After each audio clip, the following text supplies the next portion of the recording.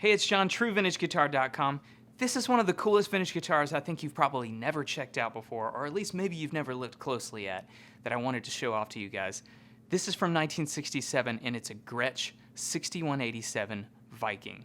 And there's so much cool stuff going on with this guitar. There are three things that are really unique to Gretsch that I wanted to zoom in and really show you guys closely. But first, let's check out the way that the controls work on this guitar, because if you're like me, you may be kind of new to Gretsch. You're coming from Fender and Gibson guitars, and you're like, okay, where's the tone knob?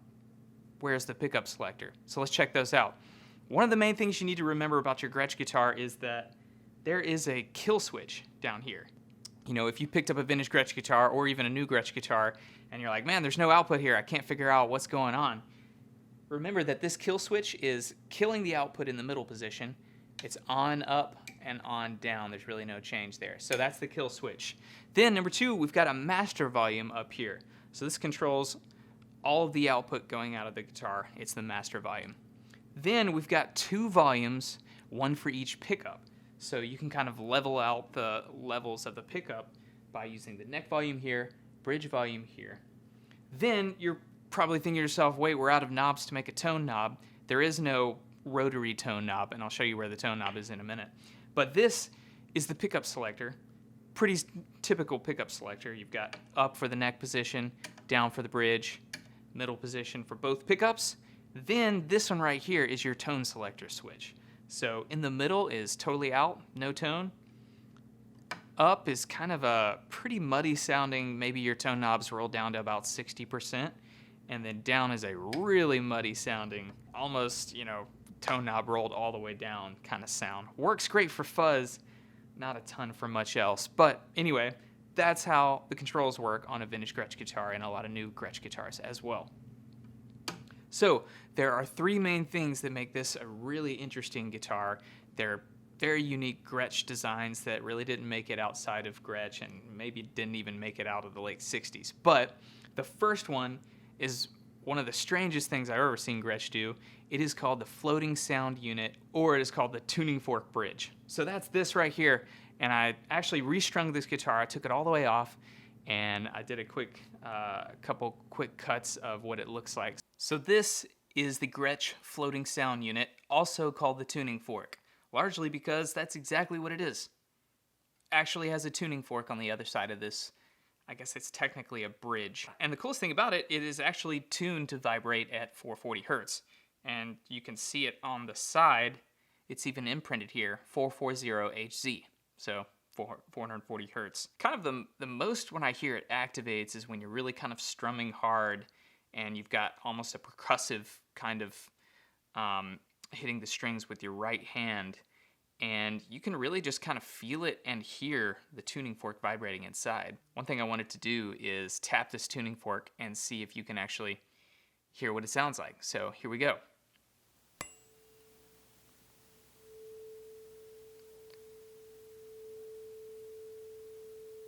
You can hear it vibrates for a long time. Let's try it again.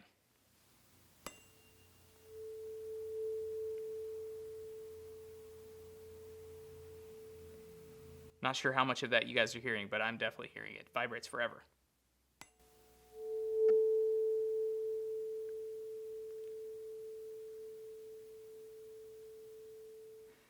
So yeah, the Gretsch floating sound unit. Is it my favorite invention ever? Probably not for electric guitars, but it's really cool to have and a cool option to kind of mix up your playing style and get you inspired to do different things that you might not do with your everyday standard guitars. One of the things that kind of sticks out is it definitely adds some weight. So I wanted to throw a scale up here and weigh it, show you guys how much it weighs. All right, and I'm gonna start with pounds first.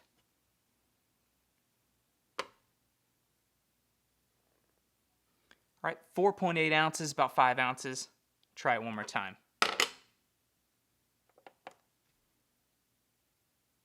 Tear it out to 0. Takes a second. This is a cheap scale. There he goes. Okay. 0.0 ounces. And I'm getting 5 ounces. That's a little less than I thought, actually. When I'm just holding it, I would think that it might weigh a little bit more than that. But here's grams. saying 140, but I'll weigh it again just to make sure. Okay, let's tear it out to 0. Let's try it again. 140 grams. Yeah, that's less than I thought when I just kind of hold it. It seems to be kind of a heavy machine brass, probably. And then the tuning fork, I don't know if you can see, it actually kind of screws into the bottom of this bridge. And it just kind of floats there in the center of the body. So, really interesting invention. I can see why it didn't really catch on. You know, it's a little bit, it's a little bit funny. But it's a really cool option to have. I love playing this guitar. When I first bought it, I thought, oh, floating sound unit, tuning fork, you know, whatever. I'd probably just take it out and play it without it. But when I pulled it out of the box, pulled it out of the case, strummed it, I was like, whoa, this has more effect on playing than I really thought. You know, there's a lot of writing out there that says, yeah, the tuning fork, it just increases sustain, you know, audibly throughout the guitar, but it doesn't really transfer through the pickups. I totally disagree, because what does a pickup do? It's just a magnetic field that senses the vibration of the strings. So if your strings are still vibrating, you're going to hear it through the pickup. That's what this thing does. It sustains the note much longer than it would be if it wasn't there. So totally disagree with that. You can definitely hear this through the pickup, and I'll show you that in a little bit. This is the Gretsch floating sound unit. Kind of looks like a shaver. Tuning fork. Really cool invention. Okay, so that's the tuning fork bridge. The second thing that's important are these two pickups here. They're called Supertron pickups, or at least that's what Gretsch called them. They appear to be kind of an overwound, kind of hotter output humbucker that has bar magnets instead of the adjustable pole magnets. So you've got the Supertron 1, Supertron 2, or at least that's what the literature from Gretsch calls them. And they sound great. They're really great sounding pickups, pretty high output. Definitely have that Gretsch sparkle and jangle. I really love the way these sound. So the third innovation from Gretsch that you don't really see very often is called the tempered tuning part of the fretboard, or the T Zone as Gretsch called it. So it might be a little bit subtle. You may not be able to see it very well, but these last frets here below the 12th fret are actually angled sharp just a little bit to try to kind of counteract and help with intonation. That's another thing that didn't really make it that far.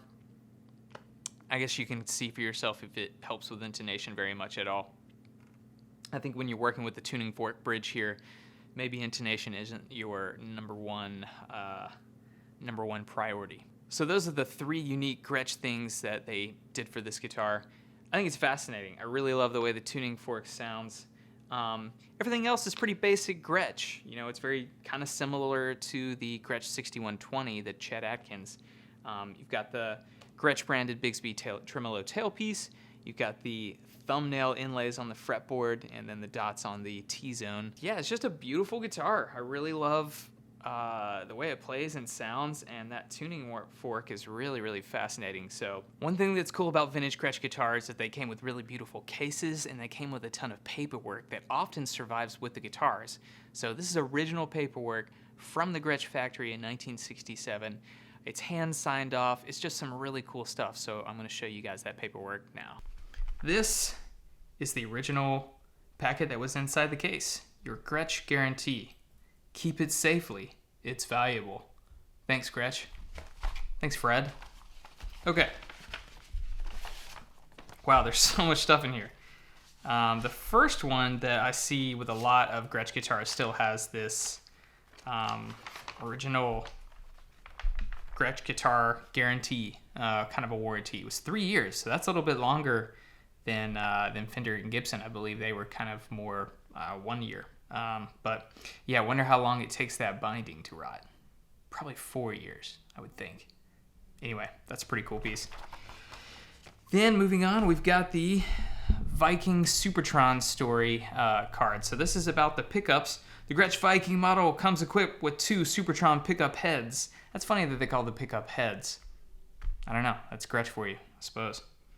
So yeah, Viking Supertron pickups. Then we have the description of that T Zone, that tempered treble zone that I talked about, the slanted frets. yeah, they were really pushing hard on their innovations. Unfortunately, they weren't widely accepted, but that's fine. Then the Space Control Bridge. That's a pretty cool design, actually. I do like the design of this bridge. It's very helpful for intonating. I guess I don't love the floating archtop style bridge on electric guitars, but this one really works. Plus it looks good, so that's a bonus. And Maisie is drinking some water in the background. Thanks, Maisie. So this is the quality control card. This is really, really cool. This is hand filled out from 1967. I don't know the guy's signature, but he went through and tested the guitar. That is so cool. I mean, you don't really get this kind of paperwork with Fender and Gibson guitars from the 1960s. So that's pretty special. Yeah, I made sure to wash my hands before touching these because I really don't want them to degrade. But yeah, so that's the quality control card. And I believe that is it. Yeah, it's even got the original serial number on the back of this, on the back of the envelope. And it's also got that serial number somewhere else. Let's see. Yeah, it's not on the quality control test. Oh, it's on the warranty. Let's go back to the warranty. Or the guarantee, excuse me. There it is. It's for model 6187 and the serial number right there from 1967. That's cool. I love having all this paperwork. So there are a couple of drawbacks to vintage Gretsch guitars that pretty much all of them seem to have. Number one, binding rot, and number two, a little bit of a rising tongue on the neck. So I'll go over that. This is what binding rot looks like, and I'm gonna roll some B-roll so you can see what I'm talking about. But yeah, it's pretty simple. The plastic on the binding, whatever they use, does seem to degrade and can kind of chip and crack and pull off of the guitar. You can have the guitar rebound. I think on a guitar like this, it's just not that bad. You know, it's just part of vintage Gretsch. I think you do more damage to the guitar to rip it all off and, you know, install new binding and then shoot clear over it. I just don't think that makes sense on this one. I think this is the one you just play as is, and that's just part of it. So if that throws you off, totally get that. Maybe avoid vintage Gretches unless they've been rebound really, really well. Then number two, you've got a rising tongue on the fretboard. Yeah, and this happens a lot on Fender and Gibson guitars as well. Pretty much all the Gretches I've seen have that. And that's where just the tongue of the fretboard here seems to have just a little bit of a dip here in 9 through 12, 7 through 12. And so when you're setting it up, you're not going to set this guitar up like a shredder guitar with super low action just because, your neck gets a little wonky through here. So yeah, it's just something you got to consider when you're looking at vintage Gretsch guitars. The fix to that would have the neck taken totally out of the body and then reinstalled back on the guitar with a little bit different neck angle. Then you would rip all the frets out, sand the board flat, and install new frets. Yeah, you could do that if you really wanted to, play this guitar up here, but I think this is not really the guitar that you really want to do all that stuff with. So if you want to be a shredder and stuff, you're probably not looking at Gretsch guitars anyway. I think the style of music that this guitar does really well with is going to be, big strum chords, lots of sustain, and it's going to be, kind of lead runs up in here, little triad stuff, but I don't think you're going to be shredding and tapping up here on this guitar or any vintage Gretsch. So that's why I thought, maybe the rising tongue is just kind of part of vintage guitars, and, what are you going to do? That's why I don't think it makes sense to go through the neck set and the refret on this guitar just to get rid of that rising tongue, because just the way it's set up now, it plays beautifully. Yeah, I really love the way it plays. I don't think taking the entire guitar apart and replacing parts is really going to make it that much more of a playable guitar. But that's just me. Your opinion's going to differ, so let me know in the comments what you think about that. All right, this is the 1967 Gretsch 6187 Viking. Here's what it sounds like. On the ridge pickup.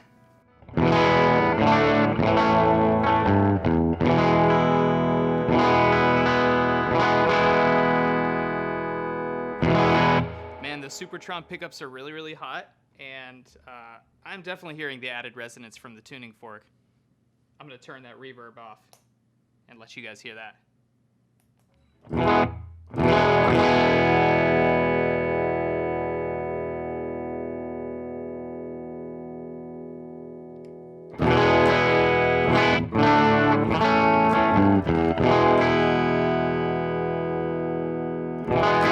Turn on a little bit of transparent drive.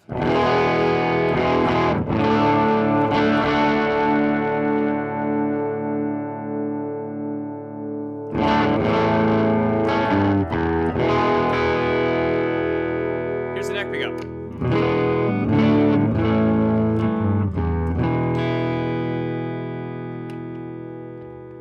And the middle position.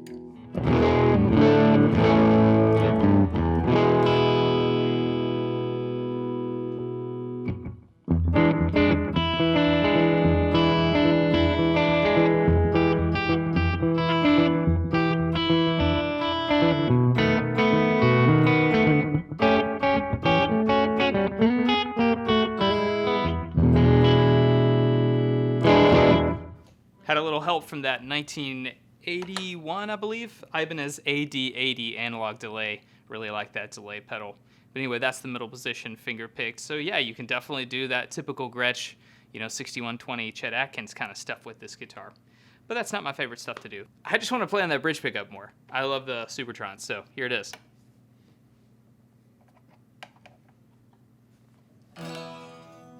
Nope, that's not it. Here it is with the master volume on. I'm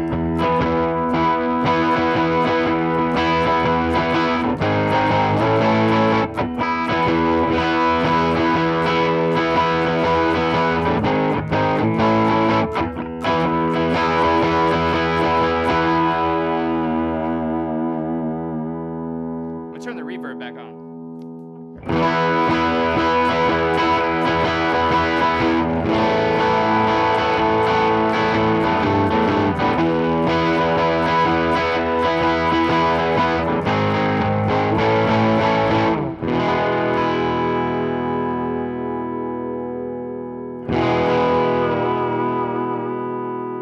So here's the tone switches.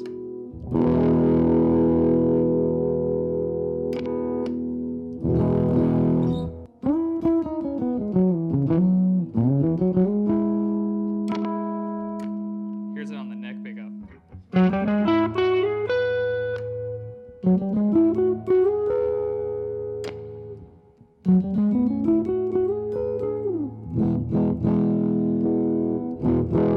There's the middle position. Okay, that's enough of the tone switch. Let's do a little kind of ambient kind of stuff on the middle position. And I'm gonna turn on an extra reverb. Really dial it up a little bit.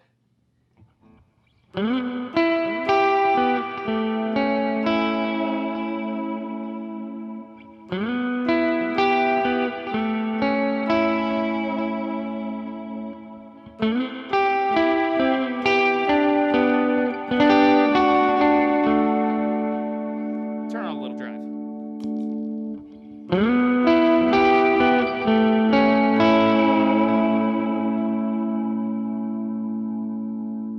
Check out that resonance. Lots of sustain.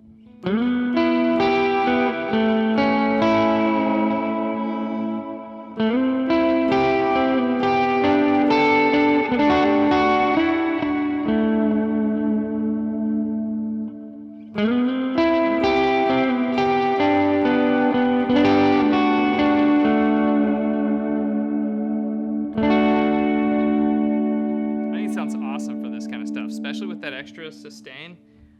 Yeah, I mentioned there's a little bit of rising tongue, but I'm up here. I mean, action's a little bit higher. Man, listen to that sparkle.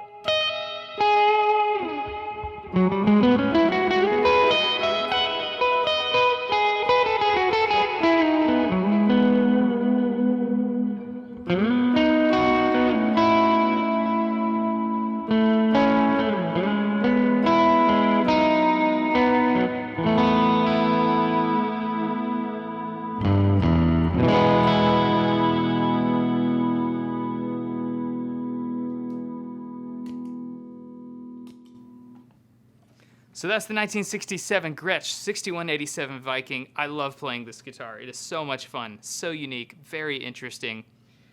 You can check out more pictures at truevintageguitar.com. Thanks.